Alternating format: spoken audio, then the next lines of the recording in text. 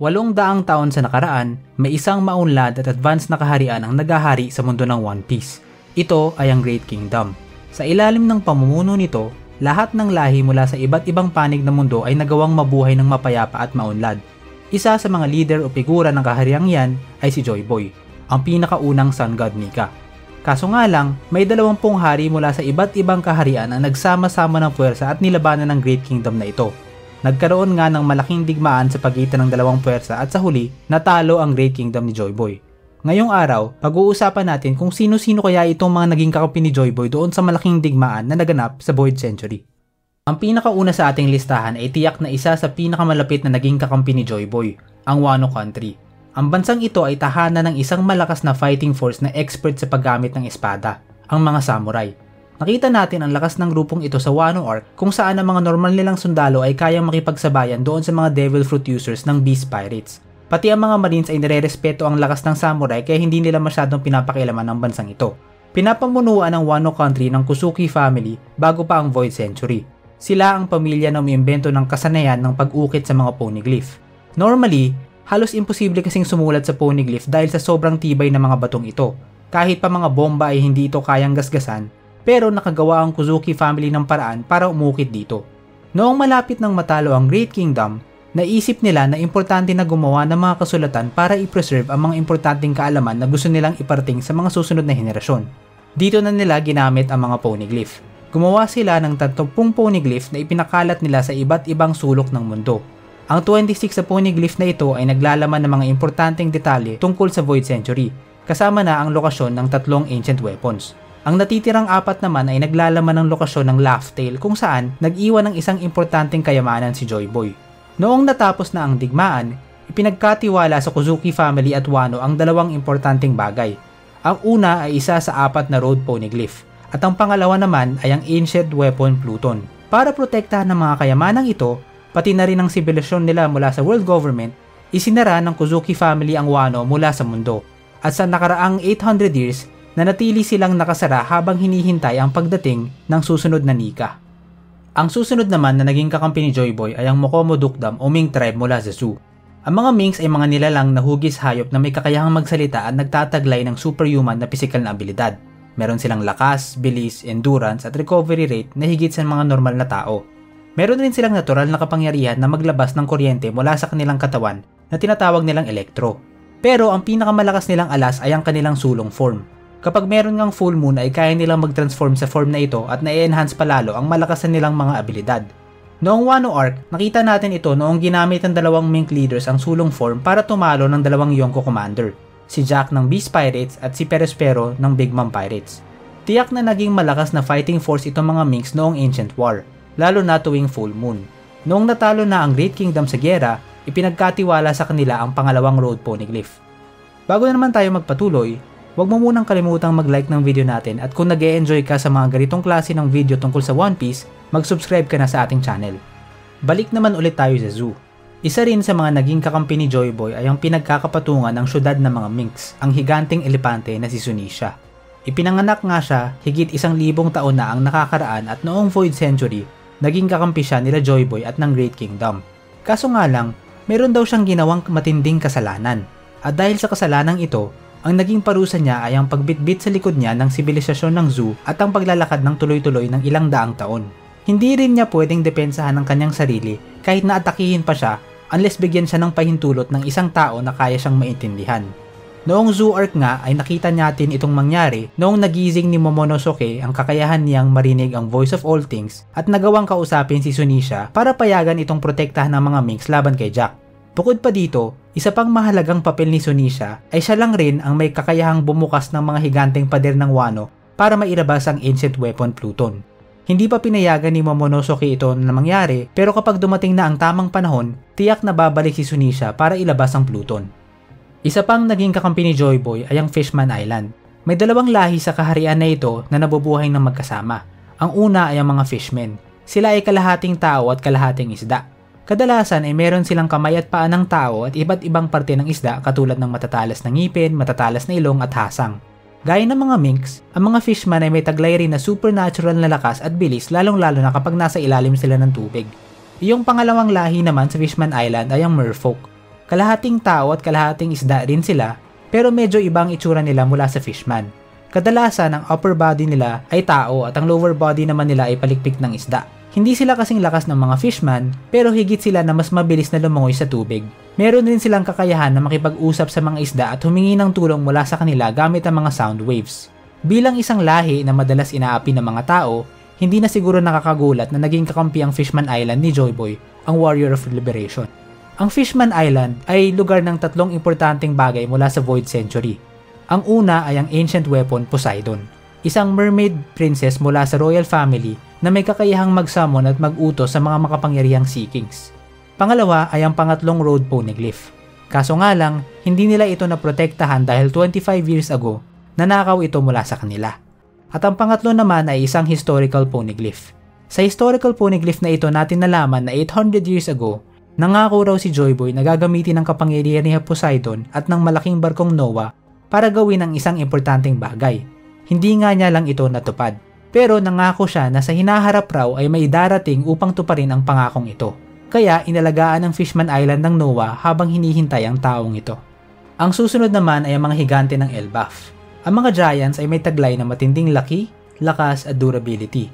Dahil sa taglay na lakas ng bawat isa sa kanila, paniwalang paniwala si Big Mom na kapag napasa kanya ang giant army ng Elbaf, magagawa niyang talunin ng ibang Yonko para maging Pirate King.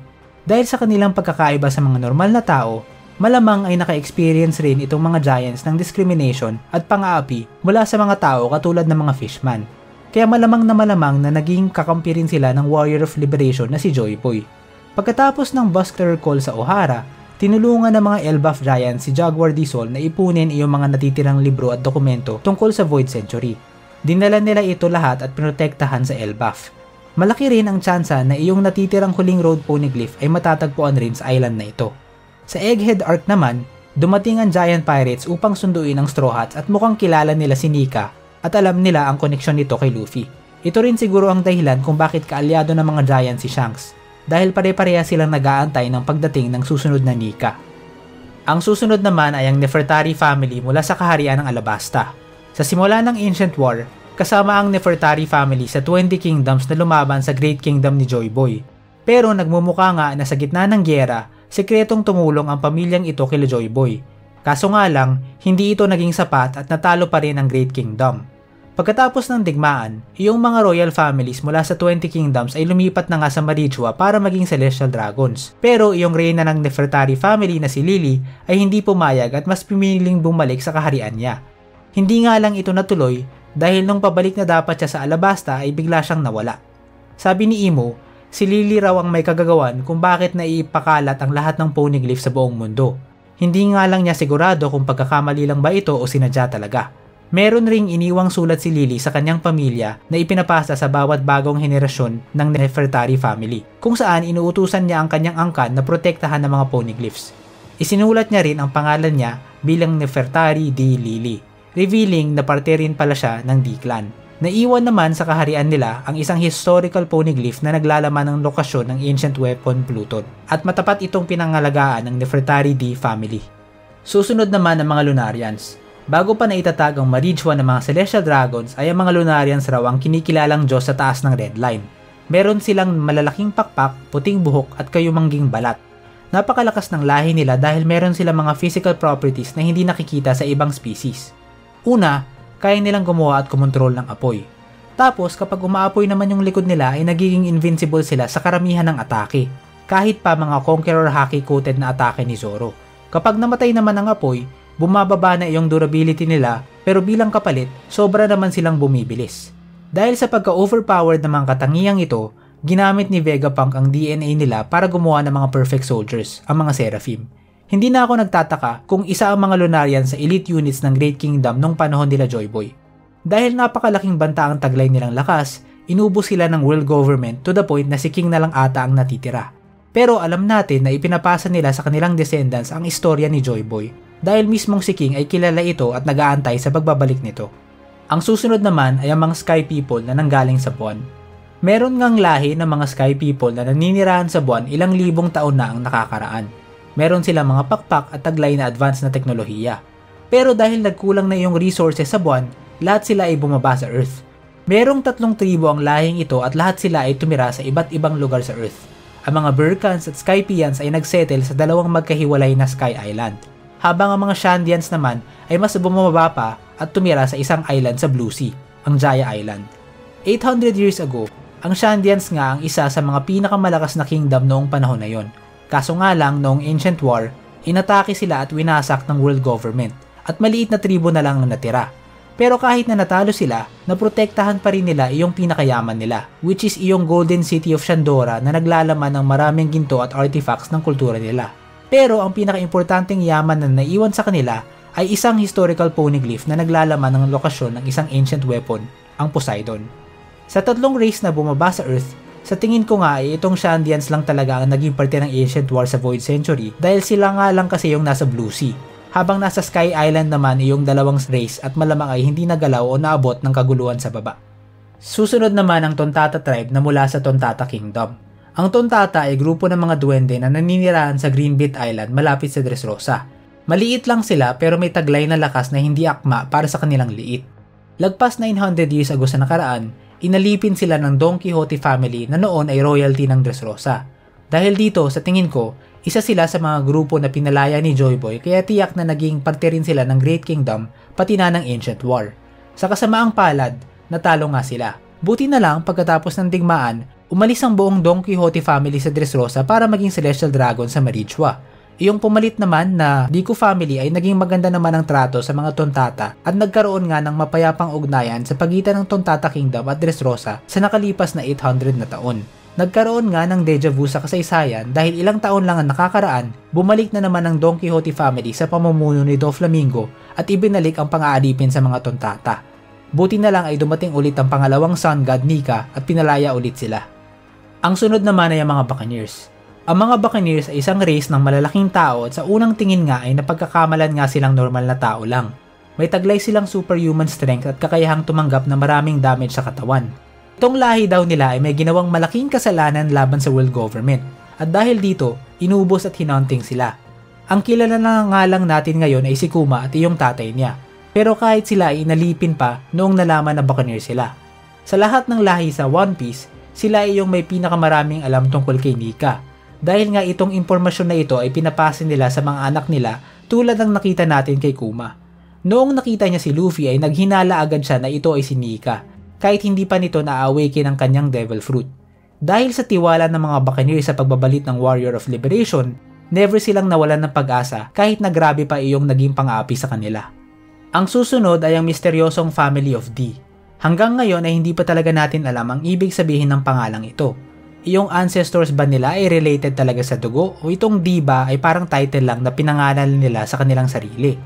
Pero ang sigurado ay sila ay talagang mortal enemy ng mga Celestial Dragons. Pero sabi ni Imo na hindi na sila masyadong threat dahil iyong mga D family ngayon ay hindi na alam kung ano ang totoong kahulugan ng kanilang mga pangalan. Para na lang silang shell ng dati nilang mga ninuno. Pero kahit na ganun, kapag may lumalabas na isang D member ay nagkakaroon kaagad ito ng malaking impact sa mundo ng One Piece, katulad nila Rox D. Sebek, Gold D. Roger, at Monkey D. Luffy. Para bang may inherent talaga na lakas sa pamilyang ito, kaya sigurado na naging malaking tulong iyong mga pinakaunang D member sa Ancient War. Ang susunod naman ay ang mga Master Shipwrights ng Water 7. Ang Water 7 ay isang island na kilala dahil sa galing nila ng paggawa at pag-aayos ng barko. Pero ang pinakamalaki na siguro nilang achievement ay nangyari 800 years ago noong ginawa nila ang pinakadelikadong barko sa kasaysayan ng One Piece, ang ancient weapon na Pluton. Isang atake nga lang daw ng barkong ito ay kaya nito makasira ng isang buong island. Dahil nga nakakatakot ang kapangyarihan ng barkong ito, itinago nila iyong blueprints. Para kapag napunta ang barko sa masasamang kamay ay pwede silang gumawa ng bagong Pluton upang labanan iyong una. Ang blueprints na ito ay maingat nilang protektahan at ipinasa-pasa from one master shipwright to the next, hanggang sa sinira na nga ito ni Franky. Kung susuriin natin ang lineup na ito ay puno nga ito ng mga napakalalakas na grupo kaya nakakapagtaka kung paano sila natalo ng world government. Ano kayang pandaraya o secret weapon ang ginamit sa kanila? Abangan na lang natin yan. Again, kung gusto mong makakita ng mga ganitong topic tungkol sa One Piece ay mag-subscribe ka na sa ating channel. Kung gusto mo namang malaman kung sino sa tingin ko ang founder ng sword sa Navy, ay check mo na rin itong video natin tungkol dyan.